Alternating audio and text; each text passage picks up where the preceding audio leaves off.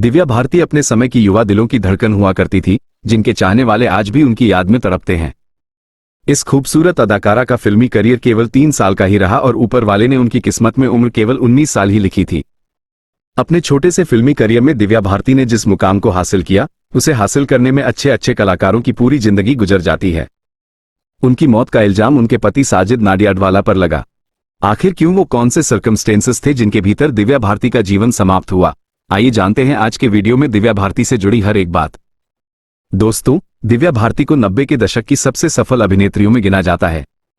शादी के बाद दिव्या भारती को सना नाडियाडवाला के नाम से जाना जाने लगा। इनका जन्म 25 फरवरी 1974 को मुंबई में हुआ था। उनके पिता ओम प्रकाश भारती और माता का नाम नीता भारती था। पढ़ाई लिखाई की उम्र में ही उन्होंने एक्टिंग की तरफ कदम बढ़ा लिए, लिहाजा वो केवल 9वीं कक्षा ही पास कर पाईं। उन्हें हिंदी और अंग्रेजी का अच्छा ज्ञान था। साल 1992 में उनकी पहली हिंदी फिल्म आई, विश्वात्मा। दिव्या के पिता ओम प्रकाश एक बीमा कंपनी में काम करते थे और मां घर का कामकाज देखा करती थी। आपको बता दें कि नीता भारती ओम प्रकाश भारती की दूसरी पत्नी थी। दिव्या के पिता ने 2 शादियां की थी और दिव्या भारती अपने पिता की दूसरी पत्नी की पहली संतान थी। दिव्या की शुरुआती पढ़ाई लिखाई मां जी के कॉपर हाई स्कूल से हुई। पढ़ने लिखने में उनकी कोई विशेष रुचि नहीं थी। उन्होंने स्कूल के दिनों से ही एक्टिंग में इंटरेस्ट लेना शुरू कर दिया था। इसके अलावा उन्हें डांसिंग का भी अच्छा खासा शौक रहा। आपको बता दें कि दिव्या भारती एक अच्छी खासी स्विमर भी थी और वह हमेशा बचपन से ही अलग अलग चीजों को लेकर काफी क्वेश्चनिंग करती रहती थी। दिव्या भारती का स्वभाव बचपन से ही काफी नटखट और चुलबुला था। यही वजह थी कि परिवार के लोग उन्हें गुड़िया कहकर बुलाते थे। लेकिन बहुत छोटी सी उम्र में ही जब उनके कदम एक्टिंग की तरफ बढ़े तो उन्होंने पढ़ाई लिखाई को बीच में ही छोड़ दिया। दिव्या भारती जब केवल 14 साल की थी तो उन्होंने मॉडलिंग की दुनिया में कदम रखा।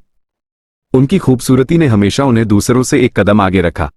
वो इस छोटी सी उम्र में भी इतनी सुंदर दिखती थी कि अपनी खूबसूरती की वजह से ही वो काफी पॉपुलर हो गई और मॉडलिंग की दुनिया में सफल हो गई।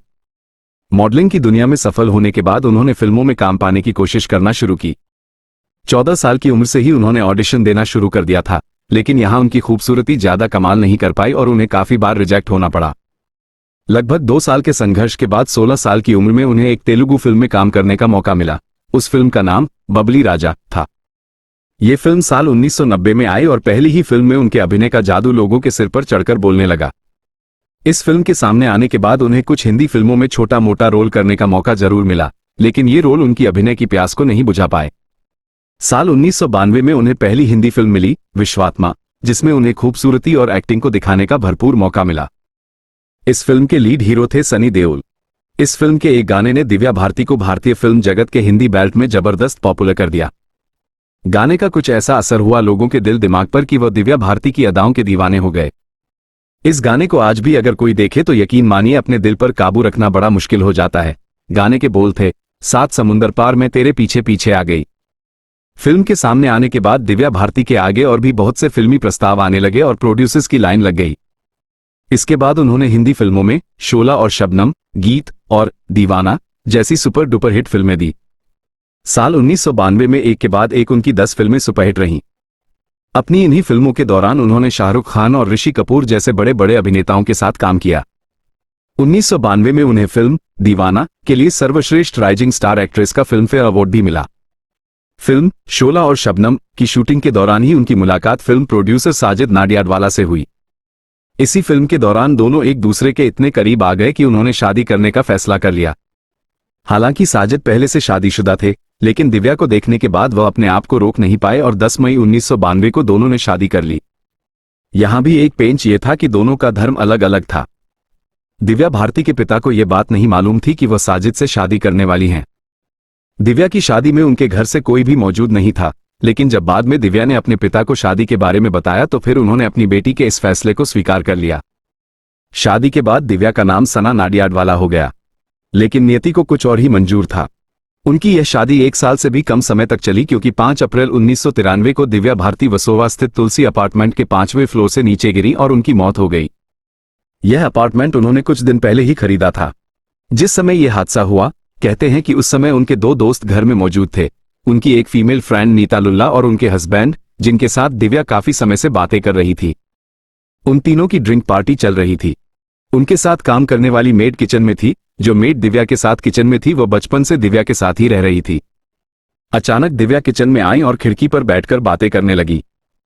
खिड़की में ग्रिल नहीं लगी थी। इस समय तक दिव्या शराब के नशे में भयंकर थी। इसी बीच उनका संतुलन बिगड़ा और वो तुलसी अपार्टमेंट के 5वें फ्लोर से सिर के बल नीचे गिर गईं। जब यह हादसा हुआ तो उनकी उम्र केवल 19 साल थी। हादसे के बाद उन्हें तत्काल कूपर अस्पताल ले जाया गया, जहां उन्हें भर्ती किया गया, लेकिन अस्पताल पहुंचने के कुछ देर बाद ही डॉक्टरों ने उन्हें मृत घोषित कर दिया। उनकी मृत्यु का कारण शरीर से खून का बहुत ज्यादा बह जाना था। दिव्या भारती की इस अचानक मौत को कोई हजम नहीं कर पाया। उनके घर परिवार के साथ साथ फैंस में भी मातम छा गया। घर परिवार सभी हैरान थे और सभी लोगों की नजर में शक के दायरे में थे उनके पति साजिद नाडियाडवाला।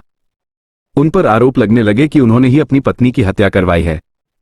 साजिद नाडियाडवाला के अंडरवर्ल्ड से कनेक्शन होने के चलते भी उन पर सवाल उठाए गए। लोगों ने यह भी कह दिया कि दिव्या भारती की अपने पति से नहीं बनती थी, जिसकी वजह से वो बहुत ज्यादा शराब पीने लगी थी और यही कारण था कि नशे में आकर उन्होंने सुसाइड कर लिया। ये तमाम कंट्रोवर्सी आने वाले 5 सालों तक चलती रही। साल 1998 में पुलिस ने अपनी जांच कंप्लीट की और उसने जो जानकारी दी उसके मुताबिक ये कहा गया कि दिव्या भारती की मौत का कारण छत से गिरना है। इसके अलावा पुलिस को ऐसा कोई भी सबूत नहीं मिला जिससे ये पता लगाया जा सके कि दिव्या भारती ने आत्महत्या की थी या फिर उनकी हत्या हुई थी। वैसे इस मामले में आपका क्या कहना है, कमेंट्स में जरूर बताएं। दिव्या भारती का फिल्मी करियर केवल 3 साल का रहा। इस दौरान उन्होंने 20 फिल्में की। उनकी आखिरी फिल्म जो कंप्लीट हुई थी उसका नाम था रंग। इस फिल्म में उनके साथ कमल सदाना ने काम किया था। इसके अलावा आखिरी फिल्म के तौर पर दिव्या ने जैकी श्रॉफ के साथ फिल्म शतरंज में काम किया। ये फिल्म उनकी मौत के बाद रिलीज हुई। इसके अलावा बहुत सी ऐसी फिल्में थी जो उस दौरान अधूरी रह गईं, जिनमें से एक थी लाडला, जो आधे से ज्यादा शूट हो गई थी, लेकिन दिव्या भारती की मौत के बाद उनका ये रोल श्रीदेवी ने किया। उनके अचानक चले जाने से आंदोलन, कर्तव्य, विजयपथ जैसी फिल्में अधूरी रह गईं। बाद में अन्य अभिनेत्रियों ने इन फिल्मों में काम किया। धन्यवाद।